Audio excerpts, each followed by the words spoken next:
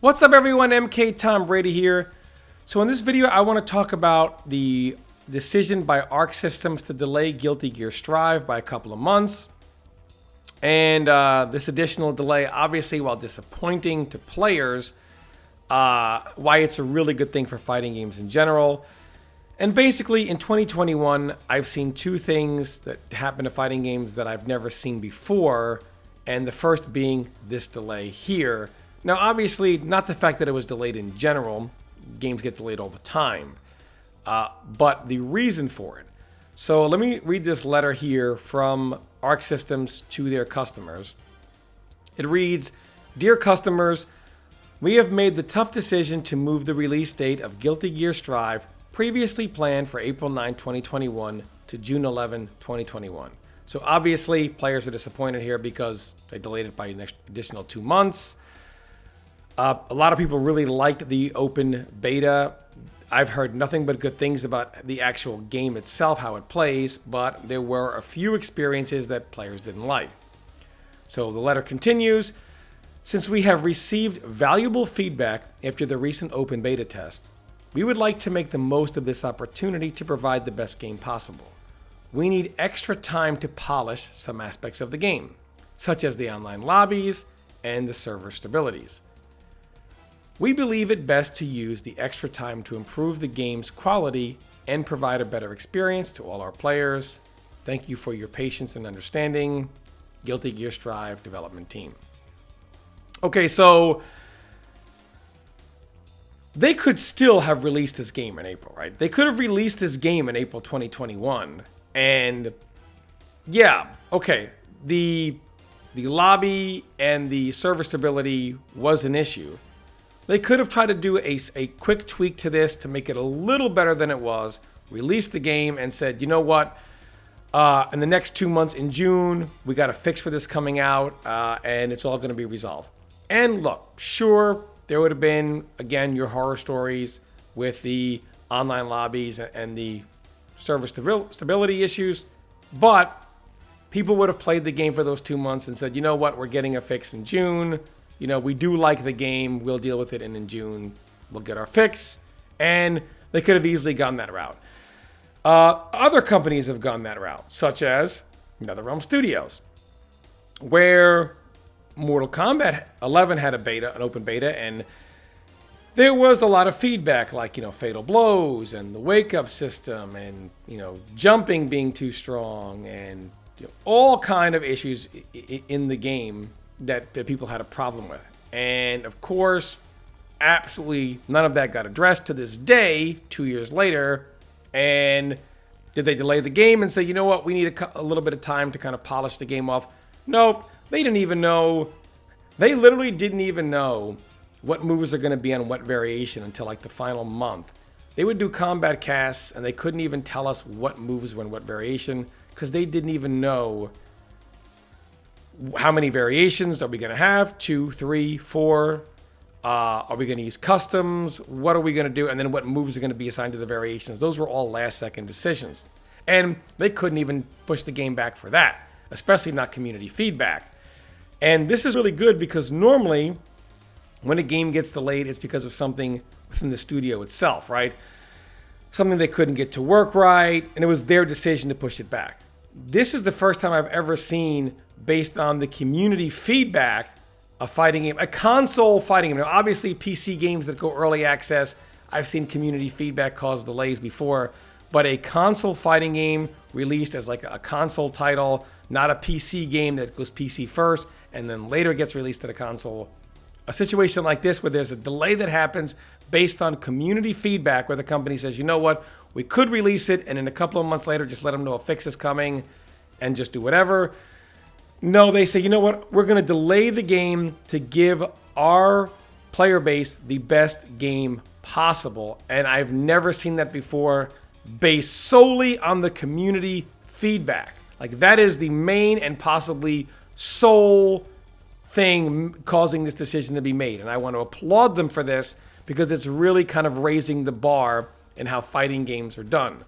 And the next thing that I thought I'd never see, I've covered this before, is the overhaul that Street Fighter got. Like, I never thought I would see an overhaul like Street Fighter V got. And again, if you want to look at the patch notes, here they are. They're quite extensive. 57 pages of patch notes. Like 57 pages. This is absolutely amazing. Now, what they could have done is the NRS route. Like, okay, so Street Fighter 6 was not going to be released when they wanted it to. So obviously there was going to be even more delay between Street Fighter V and the next title. Now, what they could have just done is said, you know what, people that already have left the game, they left the game. We already made our money. Even if they leave the game, they already bought it, right? So we already have their money anyway.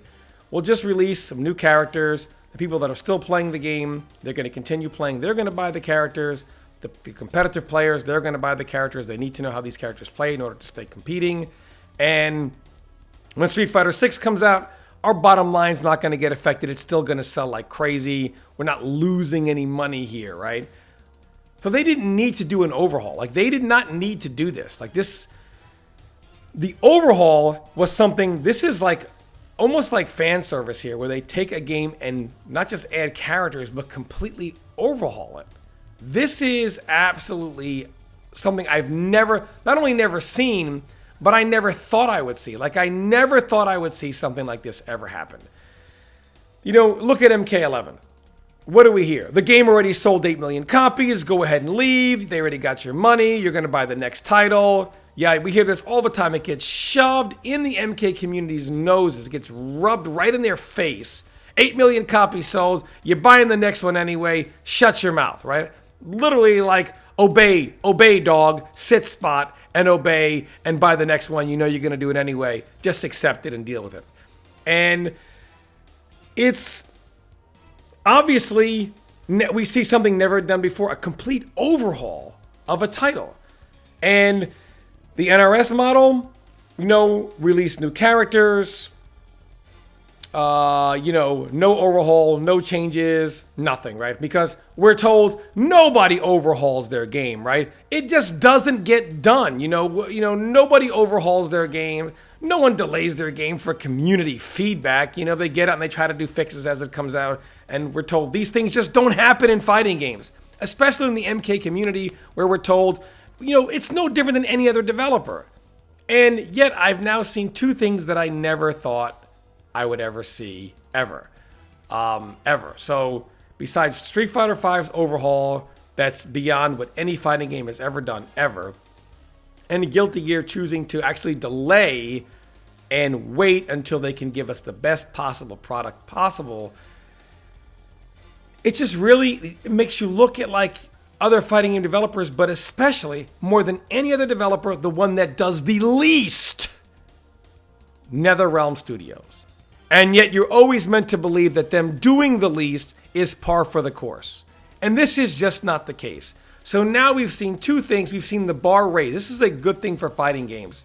This delay, I know delays are never good because you want to get your hands on the game you want to play, but the reason for this delay is good for fighting games because much like how Street Fighter advanced the bar one way, this is now advancing the bar forward another way. And the way things are being done in general for fighting games, the fans, the players, they're having more and more say in what gets done. If the game does not feel in depth, if it feels shallow and boring and you don't like it and you want to quit, your feedback does get heard and they actually will overhaul the game. If you don't like something you saw in a beta, if there was something that just was not a good experience for you, rather than, all right, well, the game's going to be shipped here, ship it out, and we'll let them know when the fix is coming. No, they'll delay it and say, you know what, when you get the full game, when we do the full release, these experiences won't be there. You're only going to deal with all the good things about the game, and anything that was kind of difficult, you know, we'll go ahead and fix that for you. And normally that doesn't happen. That just doesn't happen in general. And fighting games, the bar is being advanced. Will NRS now follow suit? Will they overhaul the game? Will the next game's open beta they do, will they take feedback and kind of maybe do something along the lines of player feedback?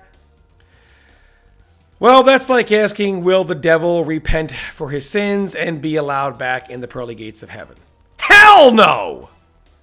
But we can always dream. But let me know what you guys think. I'm always curious to see you guys' feedback in the comments below. Thanks for watching, everybody, and stay tuned for more content.